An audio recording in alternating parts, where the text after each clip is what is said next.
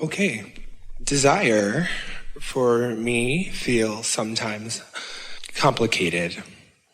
I'm aware that I have a really strong pull, like a gumball machine. If I want the blue one and then I see the orange one, I'll get both. I'm aware of that. I help others through one of my skill sets do that for themselves.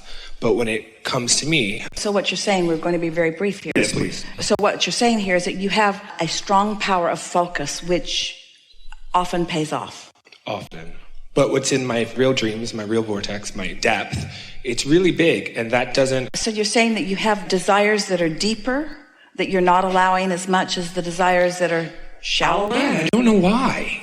I don't know why I don't allow the resplendence, the real big picture. Well, here's the reason. It's easy for us to tell you this. In an action-oriented world, the more effort, the more gain. You have taught yourself the more pain, the more gain. And the reason for that is because most people are offering most action in a vibrational state of resistance. We talked about that already here today. They're not tending to their vibration, so they're not in the flow of that. So they're not in the receptive mode, and so then they try to compensate for that through a lot of action. And that gives you the distorted, flawed premise that says, if I'm not working hard and if I'm not suffering, then I'm not making any gain. But look at it this way. The things that you're not worried about are happening. The things that you are worried about are not happening. The train analogy really applies. I want it, but. I want it, but.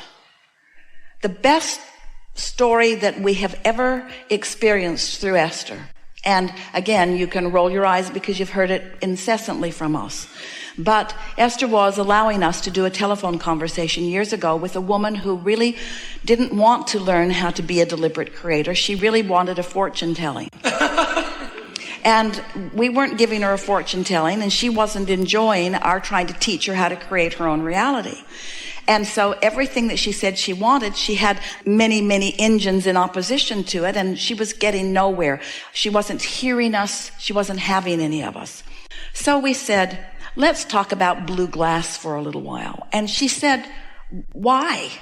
And we said, well, let's just talk about blue glass. Envision blue glass in different shapes, different densities. Some of it you can see through, some of it you can't.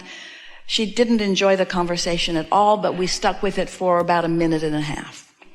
Then we said, let's talk about butterflies. Again, she thought it was ridiculous. She's getting ready to hang up the telephone. We're talking to her about butterflies, the varieties of them, the beauty of them, the size of the wings of them. Again, she's having none of it. And then we said, let's talk about feathers. She wasn't having any of that either. And then ultimately, she was gone in disappointment and disgust with our inability to give her what she wanted.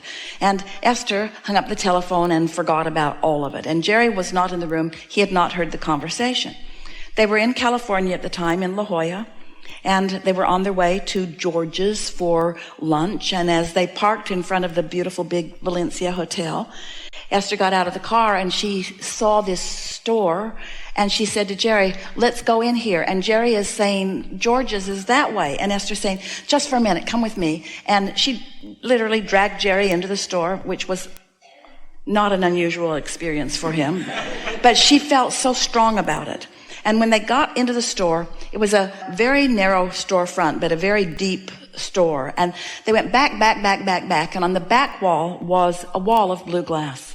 Ceiling to floor, wall to wall, every imaginable color, shade, density, objects of blue glass, art, all pieces of art, sculptures.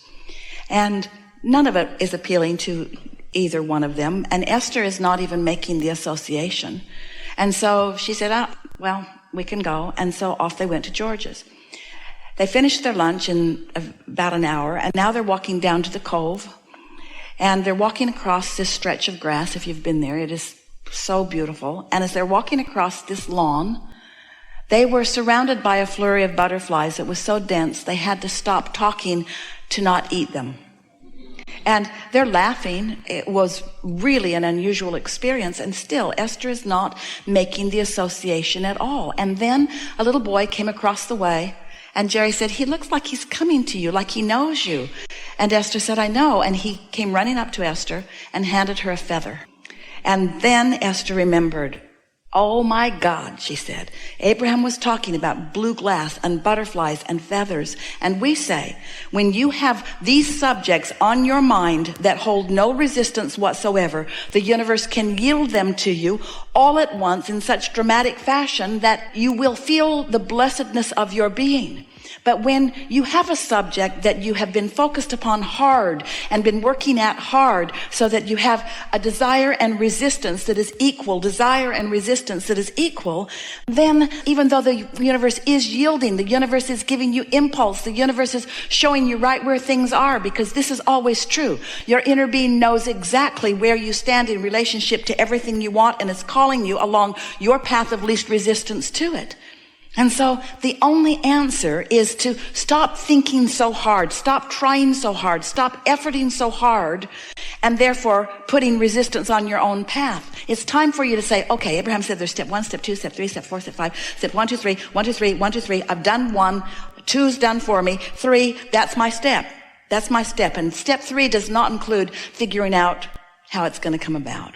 When you know what you want and why you want it, softly and gently, and you're not trying to figure out how it's going to be, where it's going to be, who's going to bring it, when it's going to be there, how it's going to get there. When you're not doing that, then you're not blocking your own path of least resistance, you see. That's totally it. So what is it that would make any of you have a hard time letting go of these reins, letting go of the struggle? Why is it hard to let go of the struggle? Because you believe that the struggle helps. It doesn't. It never helps. But you say, Abraham, be sensible. If somebody wants to move that, then it's just going to take some people making the effort to move it. And we say, we don't want to talk about that mundane stuff of just moving stuff from place to place. We don't want to talk about regurgitating, just moving things around. You are creators. You are creators that are taking the environment that you live in and molding it into something that is even more. This is mastery of creation. This isn't regurgitation or just moving things around.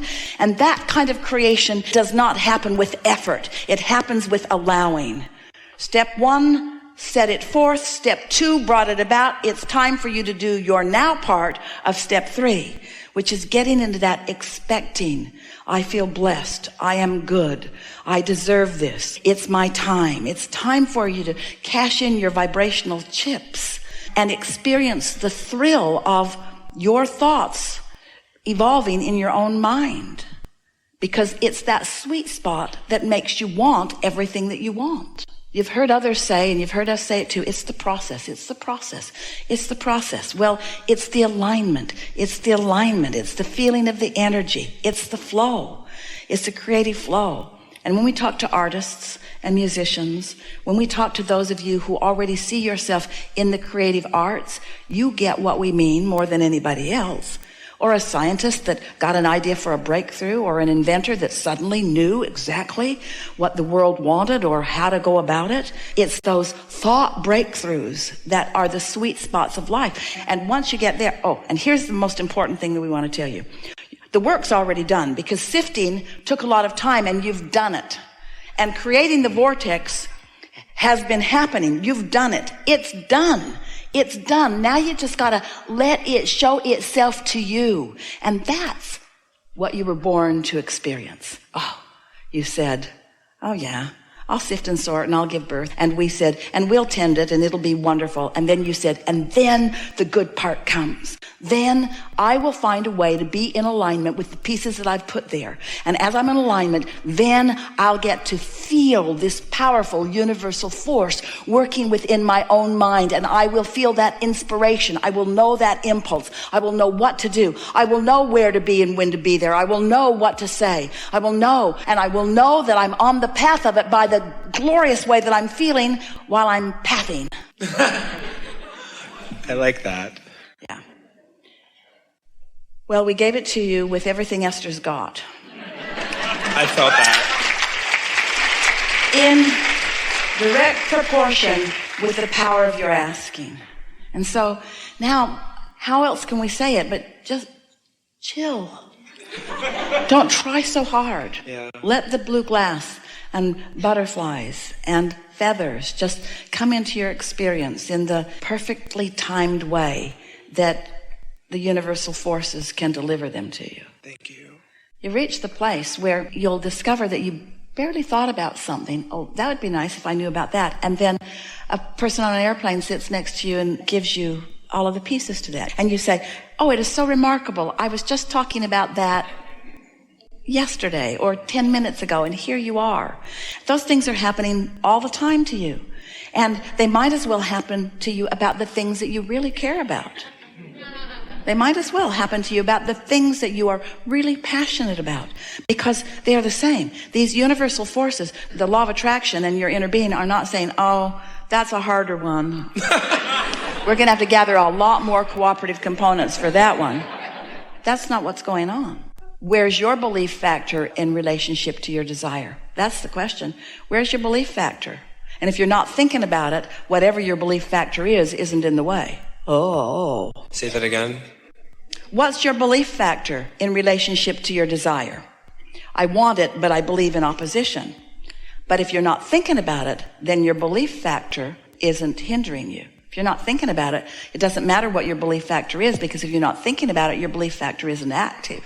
And if your belief factor isn't active, then your desire factor dominates. Hey, think about that. So what can I do to keep my resistant beliefs from messing up my desires? Distract yourself. Focus upon things that are easy to believe in. Focus upon things that are easy to know. Focus upon those who are easy to love. Focus upon the things that are easy to believe and easy to expect. Because you could have 100 things that you want and only one of them that you believe. And if you focus on the one that you believe, the other 99 have to come too. Or you could have 99 things that you do believe and one that you don't. And you could focus on the one that you don't believe, yet one that you're struggling, and you mess up the other 99. Because your valve is either open or it's not, depending on what you're giving your attention to right now. Helpful? Very. Yeah.